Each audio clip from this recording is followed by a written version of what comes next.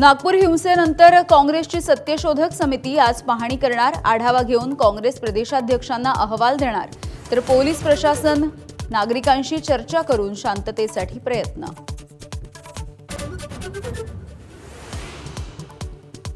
नागपूर हिंसाचाराप्रकरणी 3 दिवसांची न्यायालयीन कोठडी सुनावलेल्या फहीम खानचा जामिनासाठी अर्ज, आरोप खोटे असून जामिनावरती सुटका करण्याची मागणी।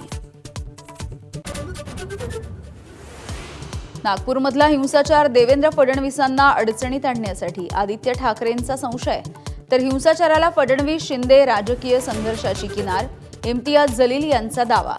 माझा महाराष्ट्र माझं विजनमध्ये मोठं वक्तव्य।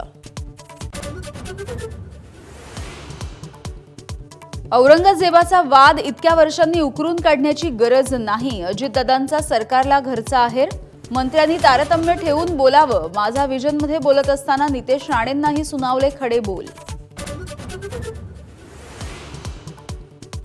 शिवसेनेत प्रवेश करण्यासाठी खुद्द उद्धव ठाकरेंनी मिलिंद नार्वेकर यांच्याकडून निरोप पाठवला होता।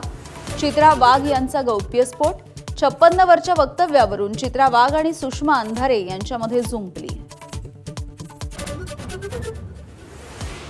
राज्यात 70% सीबीएसई आणि 30% एसएससी अभ्यासक्रम, शिवाजी महाराज संभाजी महाराजांचा इतिहास अनिवार्य, भाषा विषयाशी तडजोड नाही।